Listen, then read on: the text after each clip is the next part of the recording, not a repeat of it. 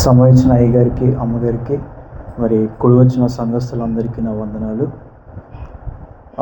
మరి నేను చెప్పబోయే సాక్ష్యం ఏంటంటే, సో 2025 కరెక్ట్గా ఏప్రిల్ అది. సో నేను క్యామియో అనే కంపెనీలోని చెన్నైలో వర్క్ చేశాను. ఆల్మోస్ట్ 1 year 7 months ఎగ్జాక్ట్గా అక్కడ వర్క్ చేశాను నేను. సో ఆ కంపెనీలో నేను జాయిన్ అయిన స్టార్టింగ్ అది నేను ఒక డెమాన్స్ట్రేషన్ కింద నేను జాయిన్ అయ్యాను అది. సో అంటే ఇప్పుడు ఒక ప్రోడక్ట్ బేస్డ్ కంపెనీ అది. క్లయింట్స్కి డెమాన్స్ట్రేషన్ చేయడం అదన్నీ మల్టిపుల్ లాంగ్వేజెస్ అని చెప్పేసి వాళ్ళు నన్ను హైర్ చేసుకున్నారు. అయితే నాకు టెక్నికల్ నాలెడ్జ్ కూడా ఉంది, నువ్వు దీనికి కాదు కంప్లీట్గా టెక్నికల్ సైడ్ వెళ్ళిపోవని చెప్పేసి నాకు చెప్పిన తర్వాత నేను టెక్నికల్లోకి వెళ్ళిపోయాను. సో వెళ్ళిన తర్వాత నాకు అక్కడ అంటే అదొక కొంచెం పాలిటిక్స్ వల్ల ఏమంటే నన్ను ఎవరు అంత కన్సిడర్ చేయలేదు అక్కడ. ఆల్మోస్ట్ 3 to 4 months నేను అసలు ఐడియల్గానే ఉన్నాను, ఖాళీగా ఉన్నాను. అసలు ఏ వర్క్ అసైన్ చేసేవారు కాదు, ఎప్పుడు టైం అయిపోతే అప్పుడు ఇంటికి వెళ్ళిపోవడం అంతే ఇంకా. సో ఒకరోజు నేను ఫస్ట్ టైం అనుకుంటా CEO అప్పుడు ఆయన ఆఫీస్కి వచ్చారు. ఏదో కొంతమందితోని సంథింగ్ టీమ్ లంచ్ ఏదో అయితే నేను ఆయనతో ఇంటరాక్ట్ అయ్యాను ఒకసారి. సో ఒకసారి ఆయనతో ఇంటరాక్ట్ అవ్వడం, మరి ఆయన ఎందుకో ఏం ఫీల్ అయ్యారో నాకు తెలీదు. ఒక 1 week తర్వాత నన్ను పిలిపించారు ఆయన. ఇలా నువ్వు ఎక్కడి నుంచి అని అంటే ఇలా అన్నీ నా డీటెయిల్స్ అన్నీ చెప్పిన తర్వాత నాకు ఒక కొత్త ప్రాజెక్ట్ వచ్చింది. నాకు తెలుసు నీకు ఎక్స్పీరియన్స్ లేదు, నువ్వు ఫ్రెషర్గా జాయిన్ అయ్యావు, నా కంపెనీలో అందరూ 10 years 15 years నుంచి ఉంటున్నారు, అయినా నేను నీకు ఈ ఆపర్చునిటీ ఇస్తాను, నువ్వు చేస్తావా అని అన్నారు.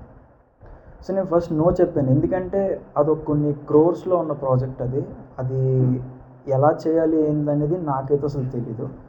కానీ నన్నే చేయమంటున్నారని చెప్పేసి సరే నేను చేస్తానులే, దేవుడే నాకు సహాయం చేస్తారని చెప్పేసి నేను ఓకే చెప్పాను. సో ఓకే చెప్పిన తర్వాత నాకు నువ్వు పూణేలో వెళ్ళిపోయి పూణేలోనే ఉండాలి, మరి ఎంత టైం పడుతుందో తెలీదు, బట్ మేము అన్నీ మేమే చూసుకుంటాము అకామిడేషన్ అన్నీ అంటే సరే అని చెప్పేసి నేను యాక్సెప్ట్ చేశాను. అది ఎంత ప్రాజెక్ట్ అంటే ఆల్మోస్ట్ నేను 1 year హ్యాండిల్ చేశాను. ఒక్క ప్రాజెక్ట్ మీద 1 year కూర్చున్నాను. అంత పెద్ద ప్రాజెక్ట్ అది. అంటే బేసిక్గా ఉంటాయి, పెద్ద పెద్ద ప్రాజెక్టులు ఉంటాయి, కానీ ఆ కంపెనీకి ఆ ప్రోడక్ట్కి రిలేటెడ్గా ఉండేదైతే ఒక 3 to 4 monthsలో కంప్లీట్ అవ్వాల్సింది 1 year ఎక్స్టెండ్ చేస్తాం ప్రాజెక్ట్. అంటే అంత పెద్ద ప్రాజెక్ట్ అది. సో నేను ఎలా అంటే ఆ 1 yearలో వర్క్ అంతా నేర్చుకొని ప్రాజెక్ట్ అంతా అసలు కంప్లీట్గా ఫినిష్ చేసి 1 year తర్వాత మళ్ళీ నేను చెన్నై రిటర్న్ అయ్యాను. ఆ రిటర్న్ అయిన తర్వాత నాకు ఎలా అంటే కంపెనీలో ఎవరికైనా ఏదైనా యాక్సెస్ కావాలన్నా ప్రాజెక్ట్ రిలేటెడ్ లేదా ఒక పర్టికులర్ ఆ ప్రాజెక్ట్కి రిలేటెడ్ ఒక ఫీచర్ ఎన్హాన్స్మెంట్ ఏదైనా ఎవరికైనా కావాలన్నా సరే ఎవరైనా నాకు అప్రోచ్ అవ్వాల్సిందే, ఎందుకంటే ఆ ప్రాజెక్ట్ని నేను అలోన్గా హ్యాండిల్ చేశాను అది.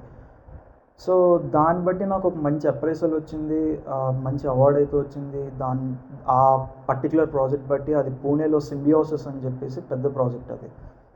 సో దాని తర్వాత నా మీద ఇంకా కంపెనీలో పాలిటిక్స్ స్టార్ట్ అయ్యాయి. అంటే ఇప్పుడు నన్ను అప్పుడు అది మార్చ్ అనుకుంటుంది, ఆ మార్చ్ కరెక్ట్గా అంటే కంపెనీలో ఇంకా తీసేయాలి ఏదో విధంగా అని చెప్పేసి అందరూ కొంచెం ఇదిగా అయ్యారు. నాకు చాలామంది చెప్పారనమాట. నాకు ఒకరోజు పిలిచి ఇలాగా ఆశీష్ నీకు కొంచెం రెడ్ జోన్లో ఉన్నావు, నువ్వు తీసేసే పరిస్థితి ఉంది, ఎందుకంటే అందరూ కొంచెం బ్యాడ్గా చెప్తున్నారు అది ఇదని. CEO ఒకసారి ఆ CEO ఆయన నాకు కాల్ చేశారు ఒకసారి, ఏం కాదు బ్యాడ్ థాట్స్ అవన్నీ నువ్వు మర్చిపో అంటే అప్పటికే నేను అసలు అది డైజెస్ట్ చేసుకోలేకపోతున్నాను, ఎందుకంటే కొన్ని రాంగ్స్ కొంచెం తప్పుడు అన్నీ చెప్పడం ఇలా చాలా జరిగాయి. అంటే అందరికీ నా మీద అదొక అసూయ అనమాట. సో ఇలా మేము 10 సంవత్సరాల నుంచి ఇదే కంపెనీలో వర్క్ చేస్తున్నాం, ఇది జస్ట్ 2 years కూడా అవ్వలేదు, ఎలాగ ఇంత పెద్ద ప్రాజెక్ట్ చేసుకుని వచ్చాను. సో ఇందులోనే నేనేం చేశానంటే ఆయనతోనే నేను అసలు కంబైన్ అయ్యి కంపెనీకి PMP అనేది లేదు, అంటే ప్రాజెక్ట్ మేనేజ్మెంట్ ప్రాసెస్ అనేది లేకపోతే కంప్లీట్ అది కూడా నేనే ఇంప్లిమెంట్ చేసి మొత్తం కంపెనీ అంతటికీ అదొక ఫీచర్ అనేది నేను తీసుకొచ్చాను అనమాట. సో అది తీసుకొచ్చిన తర్వాత కూడా చాలా నా మీద యాంటీ అయితే ఇంకా నా వల్ల ఇంకా అవ్వలేదు ఇంకా వర్క్ చేయడం. నాకు ఆదివారం కూడా లాగిన్ అవ్వమని చెప్పేవారు, లేకపోతే ఇంకా ఆఫీస్కి రావద్దు అన్నట్టు మాట్లాడేవారు. అదే టైంలో మా అమ్మగారికి అసలు హెల్త్ బాగాలేదు, నాకు తెలియలేదు యాక్చువల్లీ, నాకు ఇంట్లో కూడా ఎవరు చెప్పలేదు టెన్షన్ పడతానని. అయితే అది మీకు సాక్ష్యం చెప్పాను ఆల్రెడీ, అది కుందనల్లిలో ఉన్నప్పుడు అమ్మగారికి అది లెఫ్ట్ లెగ్ అసలు పని చేయదని చెప్పేశారు. అసలు లెఫ్ట్ లెగ్ ఇంకా అది చాలా కష్టం అని చెప్పేసరికి లెఫ్ట్ లెగ్ ఒకటి బాగాలేదు, స్పైన్ ఒకటి కొంచెం సైడ్కి ట్విస్ట్ అయింది లెఫ్ట్ సైడ్ అని చెప్పేసి చాలా సీరియస్ అయింది ఆ మధ్య. సో ఇంకా దేవుడి మీద విశ్వాసంతో ఇంక ప్రార్థించాను. ఇంకా ఆ సమయంలో నాకు ఇంకేం చేయాలో తెలియలేదు. మరి జాబ్ అయితే మానేశాను. ఇంకా అప్పుడు రిజైన్ చేస్తాను. సరే అప్పటికే సుమారు నేను నెలకి 34,000 ఈఎంఐ కడుతున్నాను. నేను 34,000 ఈఎంఐ ఎలా కట్టాలి? ఇంట్లో చూస్తే పరిస్థితి ఇలా ఉంది. నేనేమో వైజాగ్ వెళ్ళిపోవాలి, చెన్నైలో ఉండలేను, పీజీ రెంట్ కట్టుకోలేను, ఎవరికి ఏం చెప్పాలి అని చెప్పి ఇంకా టెన్షన్లో ఇంకేం చేయలేక ఇంకా దేవుడి మీద భారం అంతా పెట్టి నేనైతే ఇంటికి వెళ్ళిపోయాను, వైజాగ్ వెళ్ళిపోయాను. మమ్మీకి ఆల్మోస్ట్ 6 months మా అమ్మగారు బెడ్ మీద ఉన్నారు. అయితే మరి ప్రతిరోజు తెల్లవారి అదొక కేరళ ట్రీట్మెంట్ ఉంది వైజాగ్లోనే. సో అక్కడికి వెళ్ళి చేయించి ట్రీట్మెంట్ అంతా తీసుకొచ్చి లెగలేని పరిస్థితి, వాష్రూమ్స్ కూడా వెళ్ళడానికి చాలా ఇబ్బంది అయ్యేది. అసలు ఇంకా సహవాసం అంటూ లేదు. ఇంకా అసలు మమ్మీకి అసలు బైబిల్ చదువుకోవడానికి కూడా అయ్యేది కాదు అసలు. అంటే అంత దారుణమైన స్థితి. ఒక పక్క పడుకోవడానికి కూడా అయ్యేది కాదు. లేదా ఒక పక్కే ఉండాలి, ఇంకంతే అలా పడుకోవాలి. కూర్చుంటే ఒక 2 నిమిషాల కన్నా ఎక్కువసేపు కూర్చోలేరు. కూర్చున్నారంటే ఇంకా నడుమంతా లాగేసి, చేతులు కాళ్ళు లాగేసి అస్సలు మాట్లాడే స్థితిలో కూడా ఉండేవారు కాదు. అలాంటిది దేవుడు కరెక్ట్గా అసలు చాలామంది డాక్టర్స్ ఏం చెప్పారంటే చాలా కొంచెం కష్టం ఇదని. మా ఇంట్లో వాళ్ళకి కూడా ఇది చాలా మటుకు తెలీదు. నేనే మాట్లాడి అన్నీ చేశాను. ఒక పక్క సిచ్యువేషన్ అయితే అస్సలు బాగాలేదు. చేతిలో రూపాయి లేదు. ఇంకా నేను అన్నీ మాట్లాడి ఇంక అన్నీ ప్రార్థనలో పెట్టి అన్నీ చేస్తే మరి దేవుడు ఒక్క నెలలోనే మా అమ్మకి స్వస్థత అనేది కలిగించారు. అసలు నెల రోజుల తర్వాత మళ్ళీ మా అమ్మగారు లెగిచి మళ్ళా సంఘంలో మళ్ళీ సాక్ష్యం చెప్పుకోవడానికి దేవుడు గొప్ప ధన్యత అనేది దయచేశారు. మరి ఇప్పుడు చాలా యాక్టివ్గా ఉన్నారు. మరి అసలు డాక్టర్ అయితే అసలు వంగకూడదు అన్నారు. మా అమ్మ అయితే మరి ఇంకా పనులు కూడా చేసుకొని చక్కచక్క మరి చాలా సంతోషంగా అయితే ఉన్నారు. అందుని బట్టి దేవునికి ఎన్నో కృతజ్ఞతలు చెల్లించుకుంటున్నా. మరి అలాగే నాకు ఉద్యోగం పోయింది. తర్వాత నేనే మానేశాను, వాళ్ళైతే నన్ను తీయలేదు. తర్వాత మరి 34,000 ఈఎంఐ కట్టాలి. నేను ఎలా కట్టాలో నాకైతే తెలీదు. అసలు ఎవరికి తెలియకుండా నేను అప్పుడు చెన్నైలో ఉన్నప్పుడు ఒక గోల్డ్ చైన్ ఒకటి తీసుకున్నాను. ఆ తర్వాత కొంచెం డబ్బులు ఉంటే అవన్నీ తాకట్టు పెట్టి వీటితోనే ఆల్మోస్ట్ 5-6 months గడిపేశాను అలాగా. అది అక్కడికి అయిపోయింది. అయితే ఉద్యోగం కావాలి ఎంత ప్రయత్నిస్తున్నా రావట్లేదు. 2 ఇంటర్వ్యూలు ఇచ్చాను. ఒకటి పూణేలోని క్లయింటే కాల్ చేసి నువ్వు మా దగ్గరికి వచ్చాయి నేను నీకు ఆన్ రోల్గా ఇచ్చేస్తానంటే పూణేలో సంఘం లేదు. అసలు పూణేలో వెళ్ళాలంటే నాకు అంత ఇంట్రెస్ట్ కూడా లేదు, ఎవరో తెలియదు. నేను ఇంకా అక్కడికి వెళ్ళకూడదని చెప్పి ఫిక్స్ అయిపోయాను. అయితే ఇంకో కంపెనీ నుంచి నాకు కాల్ వచ్చింది. ఇంటర్వ్యూ అంతా ఇచ్చాను, అంత బాగానే అయింది. ఇంత పెద్ద ప్రాజెక్ట్ హ్యాండిల్ చేసి ఇంత చేసావు, మరి నువ్వు ఎందుకు వదిలేసావు అని చెప్పి అదొక డౌట్తో వాళ్ళు నాకు అలా ఆఫర్ లెటర్ రిలీజ్ చేయలేదు. సో ఇంకా అయిపోయింది. ఇంకా వెయిట్ చేస్తున్నాను. ఇంకా నా దగ్గర ఉన్న సేవింగ్స్ కూడా అన్నీ అయిపోయి పిఎఫ్ అన్నీ నాకు కష్టం అని చెప్పి నా దగ్గర టికెట్ తీసుకోవడానికి జనరల్ టికెట్ తీసుకోవడానికి కూడా నా దగ్గర డబ్బులు లేవు. ఇంట్లో అడిగే పరిస్థితి కూడా కాదు అసలు. ఇంకా ఏదైతే అయ్యిందని చెప్పి డబ్బులు లేకుండా ట్రైన్ ఎక్కిపోదాం అనుకున్నాను. అప్పటికి నాకు ఎవరో సహాయం చేస్తే దగ్గర 300 లాగా.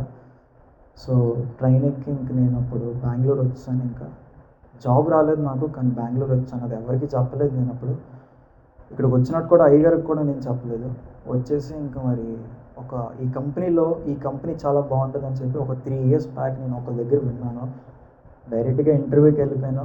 దేవుని చిత్తం అయితే అవుతుంది, లేకపోతే లేదని చెప్పేసి వెళ్ళిపోతే మరి అక్కడైతే మరి నా విశ్వాసమే నన్ను కాపాడింది. దేవుడు అక్కడ ప్రార్థన చేసుకుంటూ వెళ్ళాను. మరి ఇంటర్వ్యూ అంతట్లో ఒక్క రోజులోనే ఇంటర్వ్యూ అయ్యి తర్వాత రోజే నాకు ఆఫర్ లెటర్ ఇచ్చారు.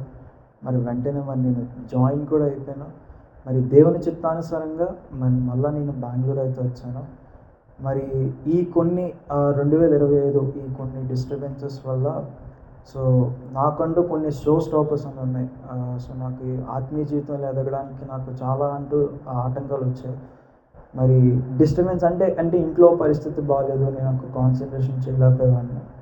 మరి 2026లో నేను ఆత్మీయ జీవితంలో బహుబలంగా ఎదిగి మరి దేవుని సేవలో వాడబడాలని నాకు చిన్న ఆశ అయితే ఉంది చిన్నప్పటి నుంచి. సో మరి మీరందరూ మీ అనుదిన ప్రార్థనలో నన్ను జ్ఞాపకం చేసుకోమని ఈ చిన్న సాక్ష్యం దేవుడు దీవించి ఆశీర్వదించిన కాక. దూరమైరి ఆప్తులు విడచిపోయిరి నాహితుల్, దూరమైరి ఆప్తులు విడచిపోయిరి నాహితుల్, శోధన తీర్చిన సయ్యా, తల్లిలా తండ్రిలా కాచిన యేసయ్యా, శోధన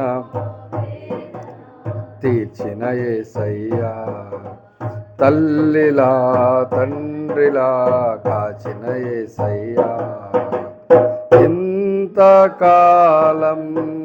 నీదు కృపలో కాచిన దేవా. హల్లెలూయా.